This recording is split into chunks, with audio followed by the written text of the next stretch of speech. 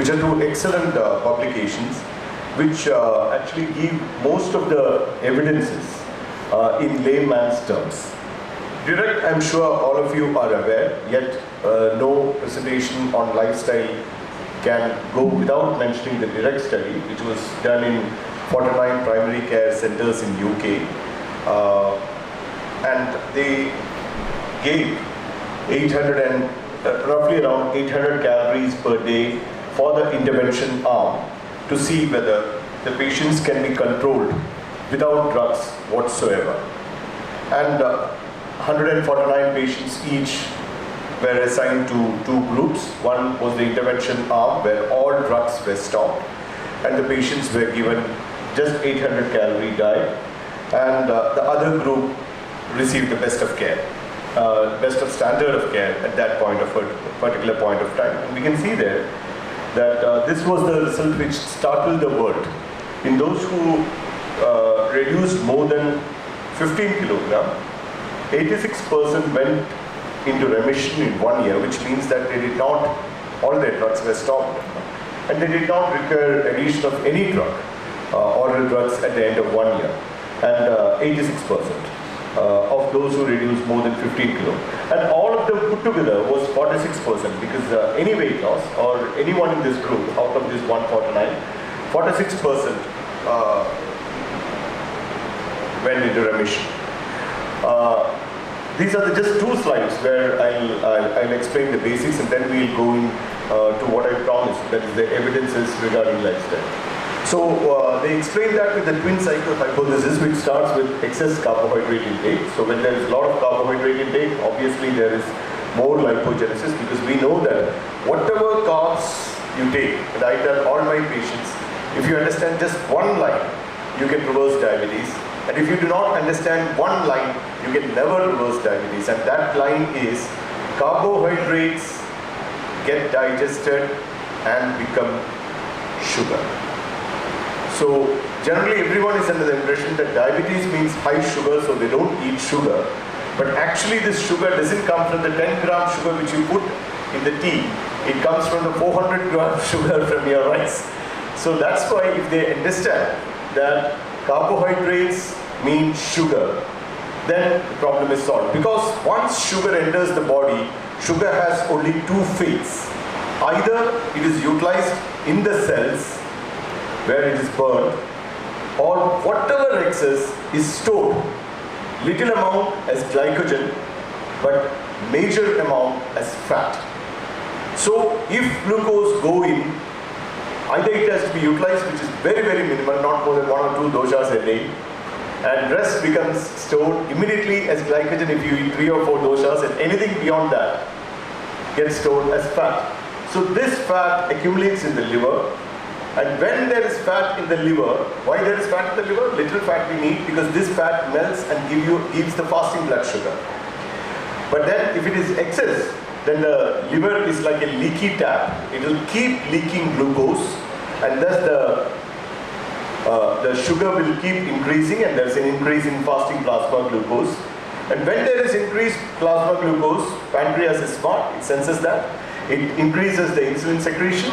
So there is enough insulin, enough glucose. What happens? There is increased fat, and thus there is a vicious cycle. And then they get exported as VLDL triglycerides. They enter the pancreatic cells and impair the insulin secretion of pancreas, and thus there is postprandial hyperglycemia. So very simple terms, I tell my patients, fat enter your liver, you have fasting hyperglycemia. Fat enter your pancreas, you have postprandial hyperglycemia. What enters? Fat enters. Why? Because carbohydrate consumption was more. And who ate that? You ate that. So who should reverse it? You should reverse it. So that's the simple story of hyperglycemia and lipogenesis, and finally clinical diagnosis. So once this is understood, it becomes quite simple that if the person is able to restrict that carb, then obviously diabetes would disappear, especially in the early stages. And that has been proved. beta cell function can be restored if liver fat is reduced through weight loss. And what about people with low BMI? There is often a debate that maybe it is true for people with high BMI, but what about those lean people? And there again, Dr. Roy Taylor came up with this very important theory of personal fat threshold, where he showed, and you can see here in the nurses' health study, with a BMI of 23 to 25 compared to a BMI of 22, there was a fourfold increase. And generally we feel that it is because obese people have diabetes and if someone is lean, they would not have, which is not true. What is actually true is that whatever be your initial BMI, you can see the blue, whatever be your initial BMI, if your BMI increased to the red, then you have a chance for diabetes. And fortunately, the reverse is also true. That means if they can reduce a little BMI, the diabetes get reversed. So irrespective of the baseline BMI, the attempt should be on to reverse by reducing a few kilos if possible. So there is a paradigm shift, and with fat reversal it can be reversed. Now in the next 5 minutes, I'll just show you, I'll just rush through because we do not have enough time, some of the current recommendations, because we need to realize that it's our duty to ensure that at least we try to reverse, and it's definite that drugs can be drastically brought down. So this is a report from the Global Report on Diabetes by WHO, where they told to look at the low-carb diet. Barbados is known for obese people. They did a small study, but then even in that small study they showed that with lifestyle reversal is possible. Look Ahead is probably the second best or second most important study after Direct. They had studied way back in 2003, 5,145 patients. The 15-year follow-up is right now on, I'll show you that. And remission was not huge. It was not 70 or 80%, it was only 11.5, but it was there. And one more thing emerged in the recent follow-up, I'll show you that. And so there is evidence. Predimed, Mediterranean decreased by 30%. Another study from Lifestyle, so 49% stopped or reduced or stopped medicines in 6 months. Now what happened to the Direct patients after 2 years? After 2 years, 36% of the intervention participants, initially it was 46%, please remember that. And after 2 years, even 36% continued to be without any drugs. And it's not just that the persons were without drugs, all these cardiovascular risk factors came down in the patients who achieved remission. Now the 5-year follow-up is recently out in 2024 of the Direct study. And there, you can see here that now what they did was in a subset of those patients, they gave a sort of low-grade intervention and others continued and they again benefited. Though the initial remission percentage had come down to something like 13% from the 46 to 36, but still there were persons who continued to be in remission after 5 years, and those without glucose lowering medication was also high. Remission, they defined remission as without drugs for complete 1 year. But if the persons were on without drugs for few months, then those, if you calculate that also, the percentage was much higher. You can see here, of those in remission at year 2, 26% remained in remission at 5 years. So that's not a big number, yet it is significant, because I'll just show you. Okay, and mostly it was because of weight regain. So if we can ensure that there is no weight regain, they can continue to be in remission. And now this is the Look Ahead trials 15-year follow-up data, which actually showed the remission rate was marginal. You can see here, but you can see here, the lower rate of chronic kidney disease, 40% lower, 33% lower risk of chronic kidney disease, 40% lower risk of composite cardiovascular disease measures with long-term remission. So that means, and there are a few more trials I'll show you, where even attempting remission resulted in microvascular and macrovascular benefits. So which means that lifestyle measure is just not another cursory advice, it is definitely the mainstay of treatment in diabetes. Now, direct has been replicated in many places, like for example in Australia, there was another study from Qatar, which again, almost all of them came out with the same things. There are two things to be noted. One, yes, it is possible with intense lifestyle intervention or any lifestyle intervention for that matter. You can certainly bring down drugs, but in many patients you can even stop drugs. And two, these get translated into huge micro and macrovascular benefits in the long term. Now, this is one study in Hong Kong, where actually what they did was, it's a large study. It was not an intervention study. They were just analyzing the community, and they found that in practical terms, in a routine practice, achieving remission is not that big. Only few percent. You can see a 6.1% patients. This is routine practice.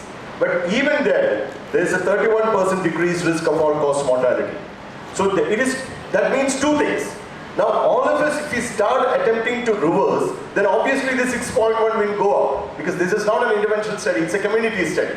So that is why we all need to emphasize more and more for any degree of weight loss which can help.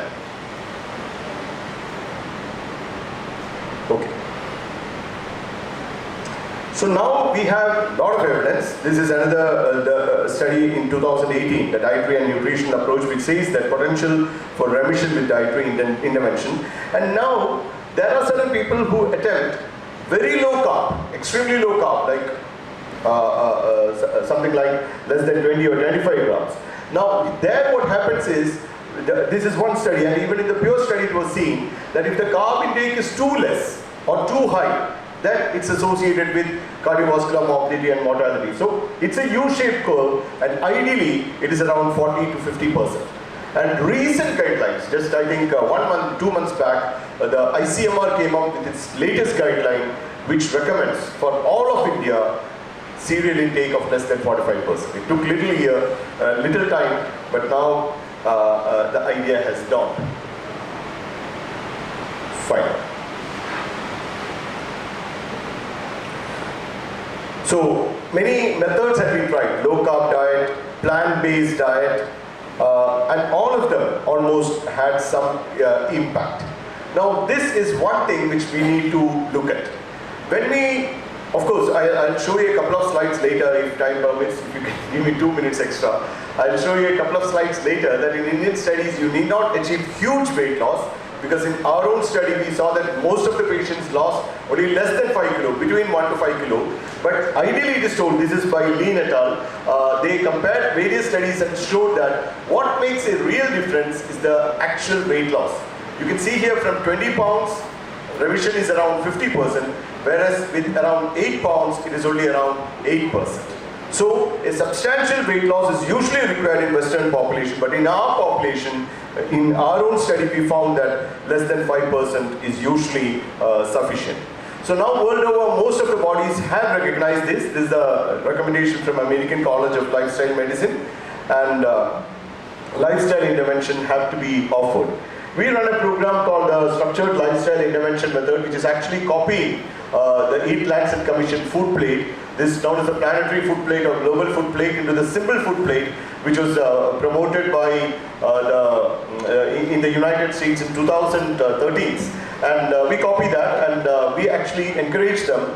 And the program was a huge success to the extent that the week made it a cover story, seeing the remission rate. Still, it's a very small thing happening in a very small place. We need to take it further through countrywide approaches. So these are some of our reports. Probably I've crossed the time, so I'll not go into details. I'll just tell that we also saw that with shorter duration of diabetes and lesser number of initial medications, more people achieved remission. But we have documented cases where even with 15 years, they could go in for remission with good lifestyle. And many of them could reduce medication, and as I told you, a slight little weight loss of 1 to 5 kilos was sufficient in most of the patients. Right. So this is the current guideline which has been brought up by the ICMR. Now IMA has formed a national committee. We are reviewing that, and in another probably a month's time, IMA also will come up with the recommendations on the sugar policy and the food policy for the nation. So thank you very much for the kind invitation and for the keen attention. Thank you.